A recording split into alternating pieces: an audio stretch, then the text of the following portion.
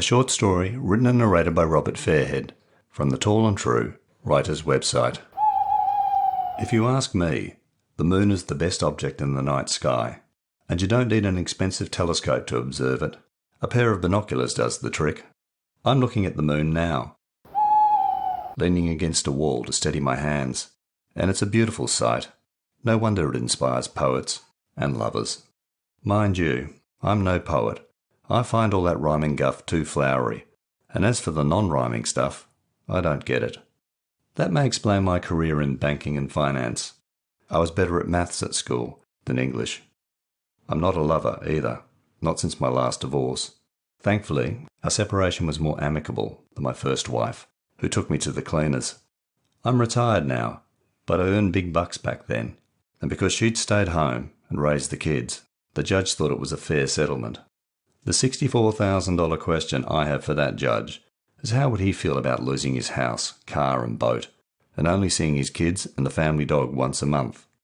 I close my eyes and take a deep, calming breath. Although I'm momentarily blind, I can still see the moon's bright image on the back of my eyelids. My second wife and I tried counselling before we finally called it quits. The counsellor said I had unresolved emotions for my first marriage. Principally, unexpressed pent-up anger. Honestly, the guff counsellor's spout is as bad as poetry. The wind is picking up, and I regret not wearing a warmer vest.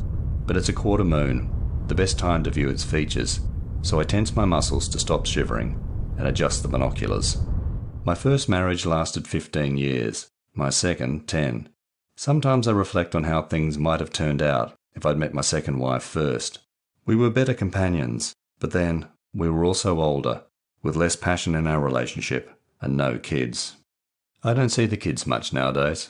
They've grown up and have their own lives, and last I heard, I'll be a granddad again soon. The kids never warmed to my second wife, though they seemed happy when their mum remarried. Perhaps they have unresolved emotions about me too. Confession time. I was unfaithful to my first wife. I don't know how the kids found out, but the divorce was messy, and everyone blamed me for it. Perhaps the judge was right, and the counsellor. I wasn't unfaithful to my second wife. It was the opposite. I'd forgotten how to love, so the counsellor said.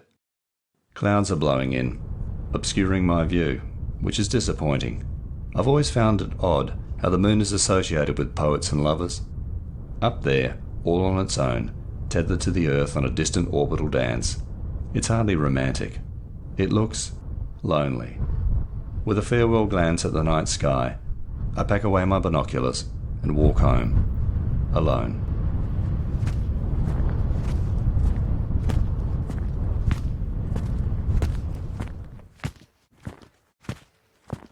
Hi, I'm Robert Fairhead from Tall and True Short Reads and the Tall and True Writers website. Furious Fiction is a short story writing challenge run by the Australian Writers Centre on the first weekend of the month. I have submitted an entry to every Furious Fiction since my first in April 2020, except for the October 2023 challenge when I was in Perth on a whirlwind trip for a family wedding. To satisfy my Furious Fiction fix, I decided to write an unofficial short story, as I did in 2022 when the challenge briefly moved from monthly to quarterly, using October's brief and respecting the 55-hour deadline. However, the following weekend I was involved in the Voice to Parliament referendum in Australia, and the next, while still in shock from the result, I narrated and released a podcast episode, the last of a 3-part story, inspired by the Voice campaign, Some Things Change, episodes 79 to 81 of Tall and True Short Reads. The first chance I had to write my short story was on the last weekend of October. The brief was, the story had to feature someone looking through a telescope, or binoculars. It had to include a 5-digit number, for example, 90210 or 10,000, etc. And the words blind, wind, find and mind. Did you hear them in my story? The Writers Centre also publishes its Furious Fiction Showcase on the last weekend of the month. I had planned to include a telescope in my story, but I read the showcased entries and some featured telescopes, and they were good. so I changed tack on my astronomical equipment. And, as astronomers like our narrator will tell you, binoculars are perfect for observing our nearest celestial neighbour in the night sky, the moon. As often happens with my furious fiction, after labouring on the opening paragraph, the lonely moon wrote itself. I let my first-person narrator's conversational words and emotions flow, adding appropriate callbacks, confident I'd know when I'd written the last sentence. I may sound big-headed, but 4 years of official and unofficial furious fictions have given me confidence in my writing process. That's why I highly recommend the Writer Centre's monthly challenge to aspiring writers or those like me who crave monthly fixes. I hope you enjoyed my Lunar Tale. You can read The Lonely Moon and all my short stories, blog posts and other writing at tallandtrue.com. You can also buy my short story collections, including the latest Tall and True microfiction anthology, from the Amazon Kindle, Apple Books and Kobo online bookstores. Links are available in the show notes. The next episode of Tall and True Short Reads will be released soon.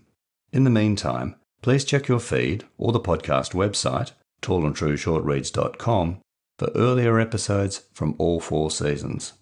And follow or subscribe to the podcast and rate and review it via your favourite podcasting app. Doing so helps share my storytelling. You can support the podcast financially by making a small one-off or regular donation via the Acast supporter page. You'll find a link in the show notes.